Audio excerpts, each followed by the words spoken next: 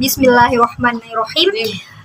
Untuk mempersingkat waktu, kami dari kelompok 1 akan memaparkan bagaimana pengembangan dan produksi media pembelajaran PAI di sekolah dasar. Nah, kami ini menggunakan metode puzzle pintar. Silahkan teman-teman sekalian untuk mendengarkan dan menyimak apa yang kami paparkan.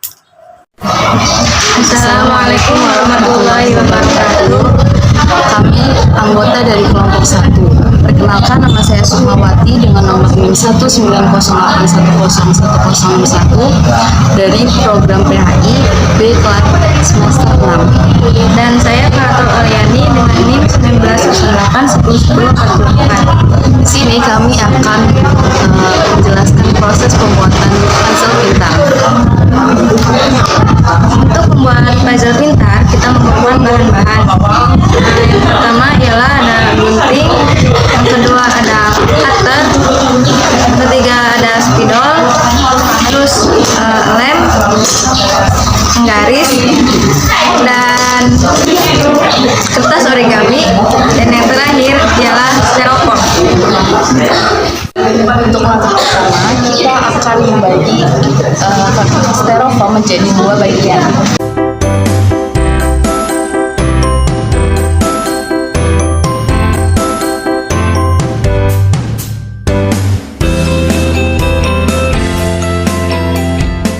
Untuk langkah pertama, kita terlebih dahulu membuat garis di styrofoam. Lebarnya ialah kanan dan kiri 3 cm, sedangkan atas dan bawah 2 cm. Langkah kedua, kita akan membuat kotak di dalam bola tersebut. Kotak tersebut terdapat 5, yang isinya ini adalah nama malaikat beserta tugasnya.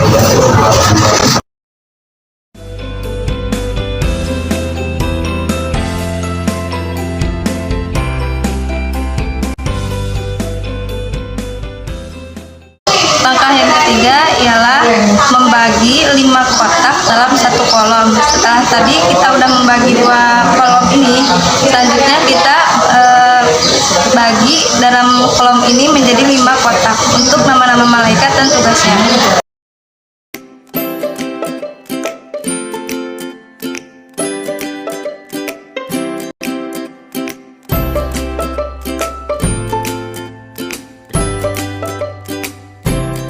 Langkah keempat, kita akan memotong bagian yang tugas malaikat untuk dijadikan puzzle.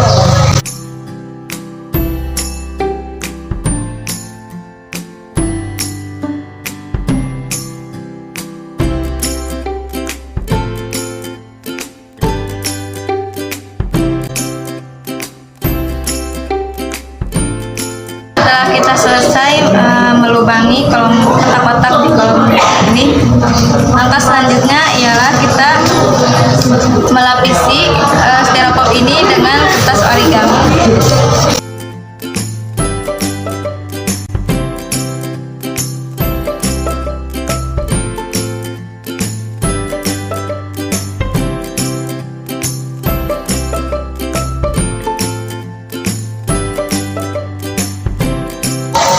Berikut adalah hasil dari kelompok 1 yang di puzzle pintar mengenai nama-nama malaikat dan tugasnya. Dan dari kelompok 1 kurang lebih Assalamualaikum warahmatullahi wabarakatuh. Bismillahirrahmanirrahim. Assalamualaikum warahmatullahi wabarakatuh. Perkenalkan, nama saya Putri Ganita Rahman, NIM 1908101052. Dan pada kesempatan presentasi kali ini saya izin untuk memaparkan materi serta pengembangan media puzzle pintar kepada audiens. Dan untuk yang pertama, kita kelompok 1 itu mendapatkan materi tentang pengembangan dan produksi media pembelajaran PAI di sekolah dasar. Media yang kita kembangkan yaitu berbasis visual nonverbal, yaitu puzzle pintar. Dan materi yang kita ajarkan nantinya itu berjudul Malaikat-Malaikat Allah beserta tugas-tugasnya. Dan materi ini diperuntukkan untuk kelas 4 sekolah dasar.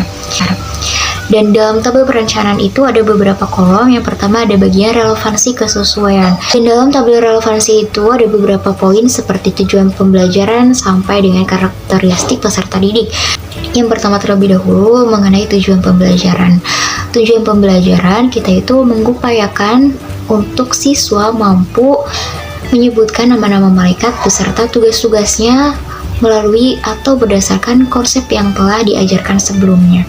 Dan berhubungan dengan konsep, maka karakteristik materi ajar kita itu menggunakan konsep learning, yaitu guru memberikan konsep materi terlebih dahulu, lalu dilanjutkan praktik oleh siswa-siswanya melalui media yang telah kita kembangkan, yaitu puzzle pintar. Untuk strategi pembelajarannya itu kita menggunakan cooperative learning karena sekolah dasar itu siswanya atau peserta didiknya masih belum terlalu banyak, jadi kita memungkinkan untuk membuat beberapa kelompok kecil, dan nanti kelompok kecil itu masing-masing akan kami beri styrofoam dan mereka secara berkelompok itu akan menyusun mana tugas malaikat yang cocok untuk dihubungkan ke nama malaikatnya.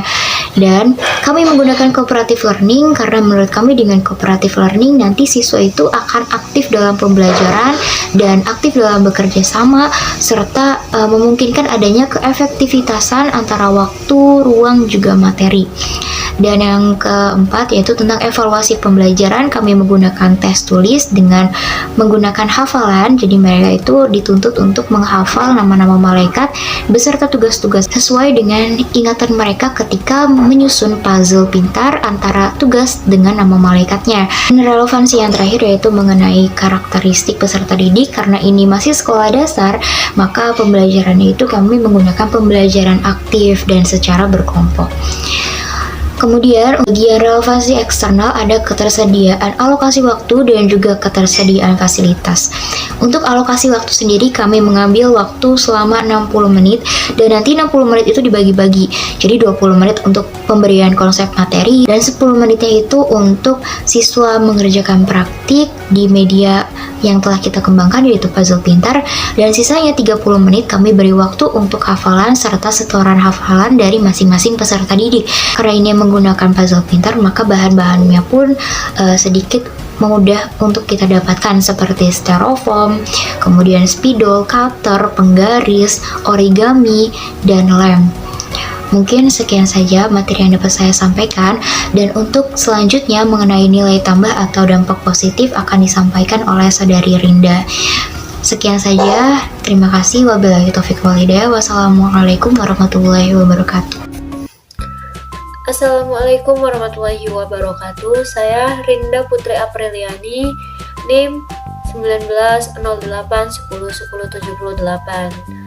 Di sini saya dari kelompok 1 yang akan menjelaskan tentang dampak positif dan kekurangannya pada media pembelajaran yang dikembangkan pada kelompok kami, yaitu visual nonverbal, materi nama-nama malaikat dan tugasnya untuk kelas 4 SD. Kelebihan yang pertama yaitu memperjelas pesan, karena dengan siswa mampu menghubungkan antara nama malaikat dan tugas malaikat, akhirnya mereka akan paham apa dari tugas malaikat yang sudah mereka susun.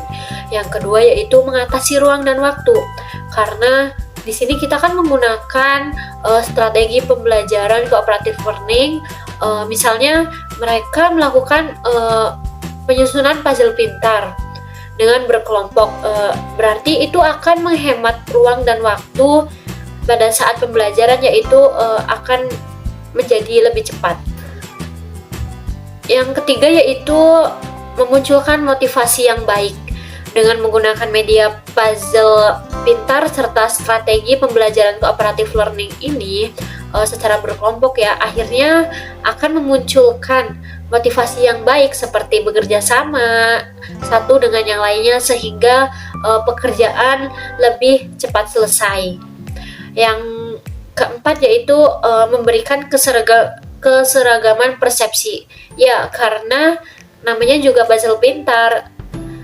Lalu kita harus mencocokkan antara nama yang cocok dengan tugasnya.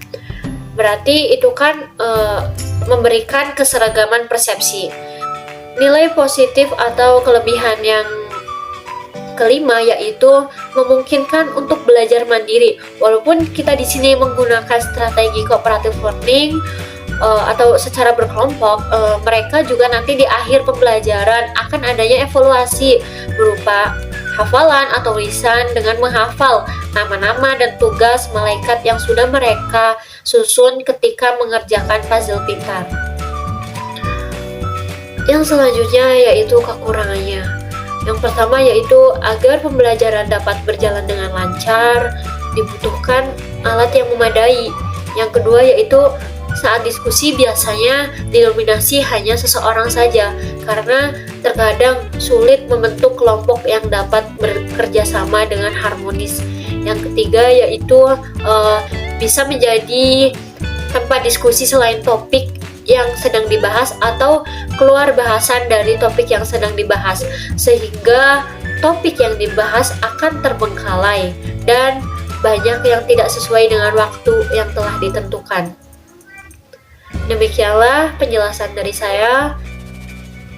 Fastabiqul khairat. Wassalamualaikum warahmatullahi wabarakatuh. Ya, selaku moderator dari kelompok 1,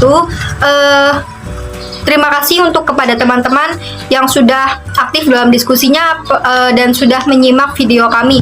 Dan kami mohon maaf apabila ada kekurangan.